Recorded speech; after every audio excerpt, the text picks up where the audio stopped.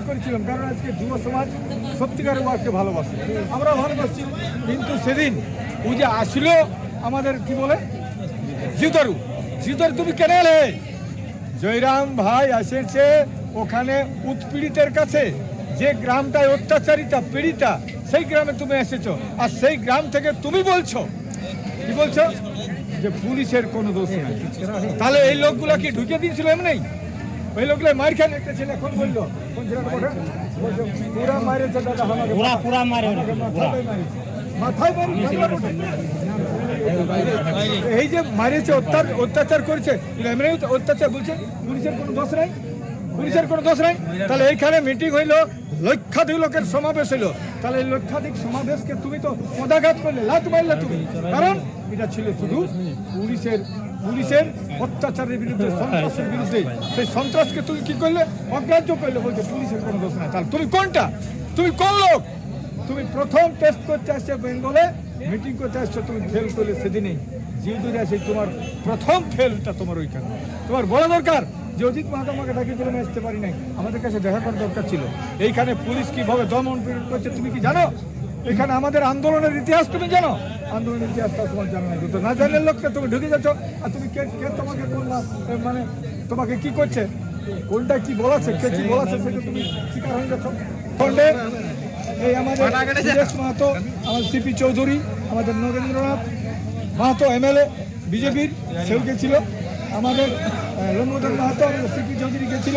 এবং সেদিন ওই যেদিন রেল ওপরে, সেদিন আমাদের জয়রাম ভাইও ছিল। প্রথম সেই জন্য তাকে ডাকেছিলাম। কিন্তু পেপারে এমন লিখছে বলে জয়রাম নাম করে এই লোকগুলো হয়েছে।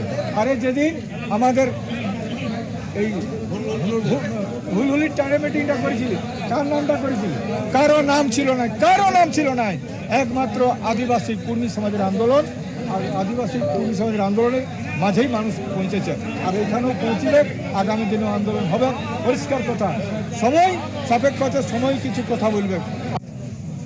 মানে আজকে তারা কানে শুনতে পাচ্ছে না, মুখে বলতে পারছে না।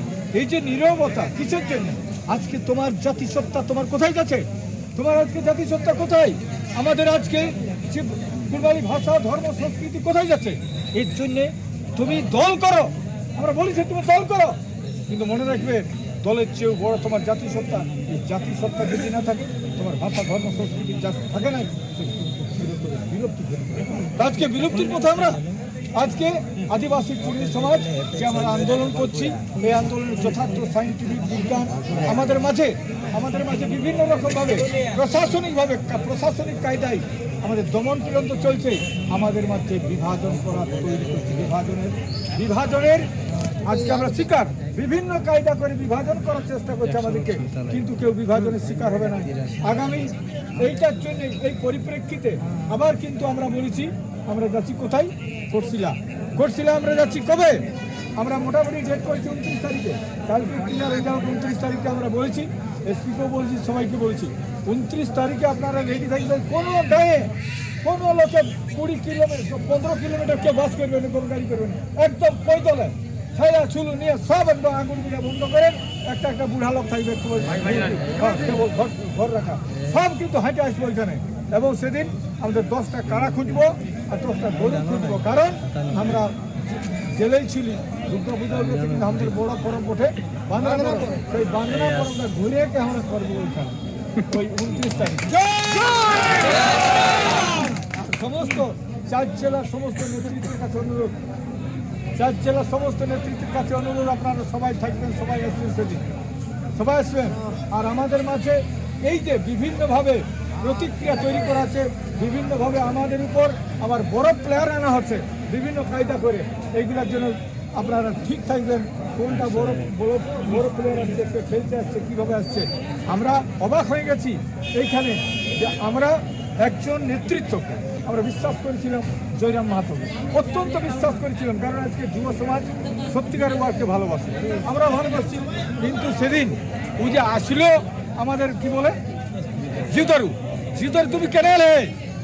জয়রাম ভাই এসেছে ওখানে উৎপীড়িতের কাছে, যে গ্রামটায় অত্যাচারিতা পীড়িতা, সেই গ্রামে তুমি এসেছো। আর সেই গ্রাম থেকে তুমি বলছো, কি বলছো, যে পুলিশের কোনো দোষ নেই। তাহলে এই লোকগুলো কি ঢুকে দিয়েছিল এমনি? ওই লোকগুলো মার খান একটা ছেলে এখন বললো কোন ছেলেটা বটে? বলছে, পুরা মারেছে দাদা আমাকে, পুরা মারে মাথায় মারি। এই যে মারেছে, অত্যাচার করেছে, এমনি অত্যাচার বলছে পুলিশের কোনো দোষ নাই, পুলিশের কোনো দোষ নাই। তাহলে এইখানে মিটিং হইলো, লক্ষাধিক লোকের সমাবেশ হইলো, তাহলে এই লক্ষাধিক সমাবেশকে তুমি তো পদাঘাত করলে, লাত মারলে তুমি। কারণ এটা ছিল শুধু পুলিশের অত্যাচারের বিরুদ্ধে, সন্ত্রাসের বিরুদ্ধে। সেই সন্ত্রাসকে তুমি কি করলে? অগ্রাহ্য করলে, বলছে পুলিশের কোনো দোষ নাই। তাহলে তুমি কোনটা? তুমি কোন লোক? তুমি প্রথম টেস্ট করতে আসছো বেঙ্গলে, মিটিং করতে আসছো, তুমি ফেল করলে সেদিনেই। যেদিন আছে তোমার প্রথম ফেলটা তোমার ওইখানে। তোমার বলা দরকার যে অজিত মাহাতো আমাকে ডাকিয়েছিল, আমি আসতে পারি নাই, আমাদের কাছে দেখা করার দরকার ছিল। এইখানে পুলিশ কিভাবে দমন করছে তুমি কি জানো? এখানে আমাদের আন্দোলনের ইতিহাস তুমি জানো? আন্দোলনের ইতিহাসটা তোমার জানো না। তো না জানলে লোকটা তুমি ঢুকে যাচ্ছ, আর তুমি কে তোমাকে কোনটা মানে তোমাকে কি করছে, কোনটা কি বলাছে, কে কি বলাছে, সেটা তুমি শিকার হয়ে যাচ্ছ। তুমি একজন শিক্ষিত ছেলে, পিএইচডি কি করছো, এত লেখাপড়ার ছেলে, আর তুমি আজকে তুমি সেই অন্যদিকে চলে গেলে। তো অত্যন্ত দুঃখের বিষয়, পরিশ্রমের বিষয়। এখন কথা হচ্ছে কে কি কোনটা করবে, কে বড় প্লেয়ার কাকে না হবে, এটার জন্য রেডি থাকো। আদিবাসী কুর্মী সমাজ আছে, থাকবে, এবং আদিবাসী কুর্মী সমাজ ছাড়া পরিষ্কার কথা আগামী দিনে কুর্মী আন্দোলন আগাতে পারে নাই। প্রত্যেকটা আন্দোলনের নেতৃত্বকে আমরা দেখছি, যারা মাঝ রাস্তায় ওরা বিভিন্নভাবে বিভাজনের শিকার হচ্ছে। এবং রাজনীতি থেকে সাবধান। এখানে আমরা বলেছি আজকে বিজেপির নেতৃত্ব আছে কুর্মী, তারা আজকে একটা আওয়াজ তুলে নাই। এখানে সিপিএম এর কর্মী নেতা একটা আওয়াজ তুলে নাই। টিএমসি তো ঘোর ঘুমাচ্ছে ওরা তো একটা কথা আওয়াজ তুললো নাই। আশ্চর্য ব্যাপার, যারা ক্ষমতা আছে তাদের কাছে আমরা আশা করেছিলাম যে তুমি তো বলবে, কিন্তু একটা আওয়াজ তুলে নাই। একমাত্র আমি বলবো ঝাড়খণ্ডে এই আমাদের সুরেশ মাহাতো, আমাদের সিপি চৌধুরী, আমাদের নরেন্দ্রনাথ মাহাতো এমএলএ বিজেপির, সেও গেছিল। আমাদের লম্বোদর মাহাতো, আমাদের সিপি চৌধুরী গেছিল। এবং সেদিন ওই যেদিন রেল ওভারে, সেদিন আমাদের জয়রাম ভাইও ছিল। প্রথম সেই জন্য তাকে ডাকিছিল, কিন্তু পেপারে এমন লিখছে বলে জয়রাম নাম করে এই লোকগুলো হয়েছে। আরে যেদিন আমাদের এই হুলহুলির টানে মিটিংটা করেছিলি, কার নামটা করেছিলি? কারো নাম ছিল না। একমাত্র আদিবাসী কুর্মী সমাজের আন্দোলন, আর আদিবাসী কুর্মী সমাজের আন্দোলনের মাঝেই মানুষ পৌঁছেছে। আর এখানেও পৌঁছলে আগামী দিনেও আন্দোলন হবে। পরিষ্কার কথা, সময় সাপেক্ষ আছে, সময় কিছু কথা বলবে। আদিবাসী কুর্মী সমাজের নেতৃত্বে কুর্মী এসটি হবে, পরিষ্কার কথা, কুর্মী এসটি হচ্ছে।